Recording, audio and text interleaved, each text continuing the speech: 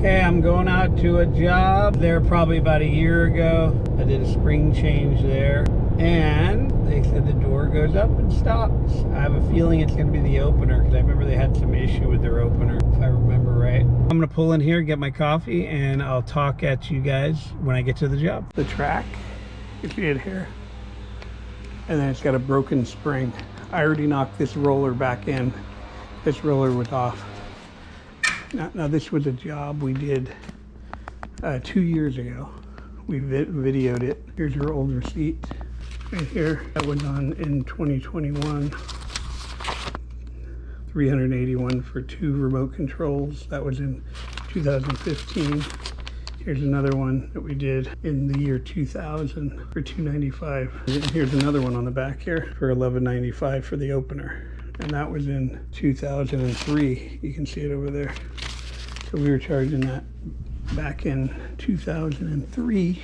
But I'm gonna go ahead and put this back on. All right, I'll get back at you. See, the spring broke right there. So we did this 2 years ago and it already broke. So I'm just gonna do both. She's gonna pay another $600. There's the springs I just changed. There's the new ones up there. Okay, and here's there. Sorry it broke. No. And thank you for coming out. Look at Marty's with signature. you for 30 years. Yeah. Has it been that long? Yeah. So, but I guess I didn't have to call you for the first what time. year did you move in here? 92. So in 2000 was our first time here. 8 years later. 8 years. All right. Thank you. Thank you, John. Okay. So I did a warranty spring change. One of them broke from 2021. And I think it was a video that we did here. It was $1,165. Anyway, she just paid $582, half of it for one spring. But, you know, I just ended up giving her both springs because I couldn't match up the other one. It wouldn't have matched up right. So I just gave her 2 of the regular 1 3/4. I still made over $500 to do that. And it was all warranty. They keep calling you, even when it breaks. Even when it's under warranty, they pay you. Okay, I'm leaving that job. While I was at that job, I got another call for another job. So now I'm gonna go to that job and I'll film that too. So anyway, talk at you. 2:15 now. I got to that other job at 1:30. So 45 minutes later, I'm almost to the job after it. So that other job took me less than 30 minutes. Now I'm driving to this other job. I should be there in about 3 minutes. How you doing? Garage door? Garage door. You want to meet you over there? Great. All right. There are remotes keyed into both cars, Yeah. and there's also a handheld remote. All 3 of them will open this door. None of them will close it. Okay. Those buttons work just fine. They open and close. Okay, let me see how they work. The one that's the problem door. And it's only on this door or both doors? No, the other door's fine. Okay. No issues with the other door. That works.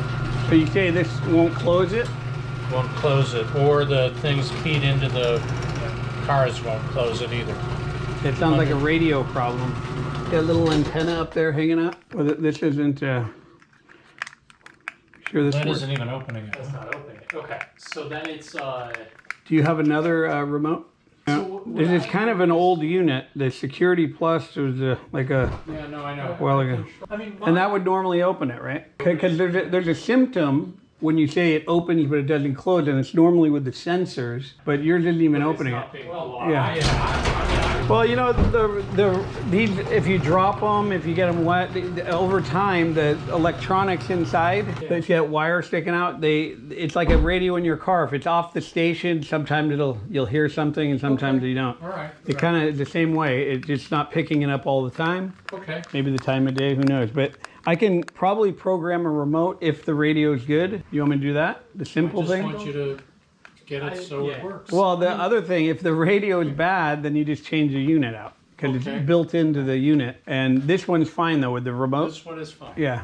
So one of these weren't working and that was working, then it would just be Then the it would be remote. that. Okay. Yeah, and you can see here that's a frequency number. So this is it's on a frequency 1241. So Okay. it might be on 1239 now from dropping it. If you open these up, they got that little soldering in there. Yeah. That soldering's probably all yellow now and dried up looking, so it'll crack. If there's a little crack goes in it from dropping it, or something comes apart, it's not making the contact. And I know when you push it, sometimes it'll work, but you might be squishing it together. Okay. And or it might just be barely touching sometimes and then it works, but that's not how you want it to work. You want to push it and have it work every time. But this is no good, I don't think. Let me see if I have a remote. So that job, I just sold him an opener. I'm gonna go pick it up for $1,595. I'll probably service his doors, do some other stuff, and then we'll go from there. So I'm going to get it now. See you when I'm back at the job. Remotes. This one also goes to this door? Yeah, they're both for this door. Okay. Yeah. Everything I put in that I brought is for this door. Okay, great. Well then, here's your receipt. Thank you, sir. Thank you. And you shouldn't have any Really issues. appreciate it. Came out good. Okay. Lights work. That cover's open, but I think he's gonna program it. So, all right, thanks. All right, that one there, $15.95. Took me under an hour for a garage door opener. Here's the other check. 2 hours total work, and then I got $582 and $15.95. We see $424.24, $424.24 on the date. Total of that is going to be $2,177. How much in material? The opener was $195 out the door. Show you the receipt for that. $195.56 for the motor. Deduct that from $15.95. We got about $1,400 to put that in for an hour. And then the $582 took me about 15 minutes, a little bit under 2,000, $1,975. That was the labor. So anyway, I showed you there, I made $1,900 clear in about an hour and 20 minutes work. So, you know, I don't count work as driving right now, and I don't count work as when I go get something to eat or I go get a coffee and all that. That's my normal stuff I'd be doing anyway, even if I had never worked. If I was just a movie star, I have to do that stuff anyway, right? The thing is you're not gonna make $2,000 in that short a time, that easy, doing anything in your life. Everyone thinks that this stuff costs that much money to do, and that's why they pay it. All these garage door guys, when they try to say, oh, they'll do it for less and all that, because there's so much profit in it. Because even if they do it for less, they're making a killing. You don't have to charge less to do this. People are willing to pay. They're just trying to get the job. Like, yeah, I'm sure I charge $15.95 for that. Someone else will come and say, oh, I'll do it for $1,200. So what? You're just selling yourself short. I don't believe in that. I believe I give the price, they say, yeah, I do it, and that's it, done, deal over, everyone's happy. Think of this, we're only here for a certain amount of days, we're on this planet.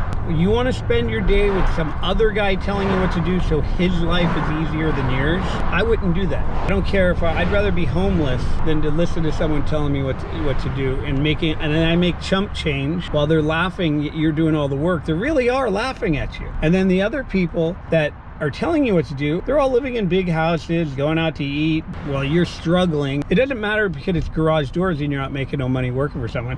You could be working in the diamond business. They just don't pay. I just wouldn't be a laborer for somebody else. And if you're gonna get into any type of trade, a realistic one, like if you wanna be a gemologist, you gotta go to Antwerp or somewhere, and no one's gonna do that. But if you wanna do a real trade, a real need, a real necessity, look how many houses are around you. They all have garage doors and they're all breaking all the time. Worse than car brakes going out on cars. More garage doors are breaking. So all those people need to fix those garage doors. And every day you get call after call after call after call, and you make this kind of money every day. That was 2 calls, I made almost $2,200. So if I do another call, that might be 1,000, it'll be over 3,000. That's 3 hours work a day. Or whether you make more on one job, a little less on the other, you're always making $1,000 an hour doing easy work. This is easy money. Once you know how to do it, you don't even think about it. You just do it and it's over with. You go home, you have a couple thousand extra on you that you wouldn't have had if you didn't do it. You know, frankly, I don't know how people aren't doing this business. For everything I'm telling you guys, I don't know if this sounds tempting to you guys, it's a real trade. It's not some made-up thing where you go, oh, come to my seminar, and they try to sell you their books, and they're trying to get more than you're paying for the whole class here. And here, when you learn it, you can actually put it to use and go make money right in your neighborhood. And you can expand out and even make more money. So wherever you go, you can do this business. Run an ad, and people start calling you. This is what I wanted to do.